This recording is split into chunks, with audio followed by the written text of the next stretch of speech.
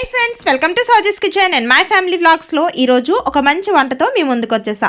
అలాగే ఎవరైతే నా ఛానల్ని సబ్స్క్రైబ్ చేసుకోలేదో మరిన్ని వీడియోస్ కోసం నా ఛానల్ని సబ్స్క్రైబ్ చేసుకోండి. అలాగే వీడియోని అయితే కంటిన్యూ చేసేయండి.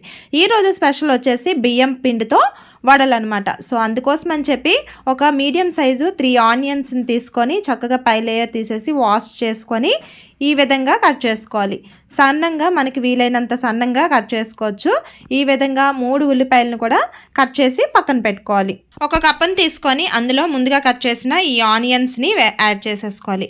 యాడ్ చేసిన తర్వాత ఇందులోనే ఒక 2 నుంచి 3 పచ్చిమిర్చి సన్నంగా కట్ చేసి వేసుకోవాలి. అలాగే కొంచెం కొత్తిమీర తురుము, నెక్స్ట్ 1/2 టేబుల్ స్పూన్ అల్లం వెల్లుల్లి పేస్టు, టేస్ట్కి తగినంత సాల్ట్, అలాగే 1 టేబుల్ స్పూన్ జీలకర్ర, అలాగే 1 టేబుల్ స్పూన్ వరకు కారం, 1 కప్పు వరకు బియ్యపిండి.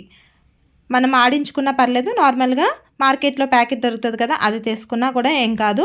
సో ఫైనల్గా ఇప్పుడైతే ఒకసారి అంతా కూడా కలిసేలా మంచిగా కలుపుకోవాలి. కలిపిన తర్వాత ఇప్పుడు కొంచెం కొంచెం వాటర్ని యాడ్ చేసుకుంటూ మరీ స్మూత్ పేస్ట్లా కాకుండా మరీ గట్టిగా కాకుండా నార్మల్గా కలుపుకోవాలన్నమాట. ఇప్పుడైతే ఒక 2 టేబుల్ స్పూన్ వరకు ఆయిల్ని యాడ్ చేసేసి కొంచెం ఆయిల్ని యాడ్ చేయడం వల్ల ఈ వడ అనేది కొంచెం క్రిస్పీగా వస్తాయి. అందుకోసం అని చెప్పి ఇప్పుడైతే ఆయిల్ని యాడ్ చేసుకొని ఇంకొకసారి మొత్తం అంతా కలిసేలా కలుపుకొని ఈ విధంగా చిన్న రౌండ్ బాల్స్ లాగా చేతికి ఆయిల్ని కానీ నార్మల్గా వాటర్నైనా తీసుకోవచ్చు. ఈ విధంగా రౌండ్ బాల్స్లా చేసుకొని ఈ విధంగా వడల్లా చేసుకొని ఒక ప్లేట్లో అయితే పెట్టేసుకోవాలన్నమాట. సేమ్ అదే ప్రాసెస్లో అన్ని వడల్ని కూడా ఇలా రౌండ్ బాల్స్లా చేసుకొని ఒకసారి ఇలా అడిచేసాము అంటే మనకి వడలు అనేవి రెడీ అయిపోతాయి.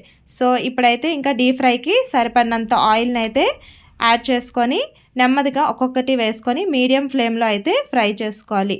సో ఇప్పుడైతే చూసారు కదా, ఈ విధంగా వేసిన తర్వాత ఒకసారి మళ్ళీ రెండో వైపు కూడా టర్న్ చేసి ఫ్రై చేసుకుంటే మొత్తం కూడా మీడియం ఫ్లేమ్లోనే ఫ్రై చేసుకోవాలి.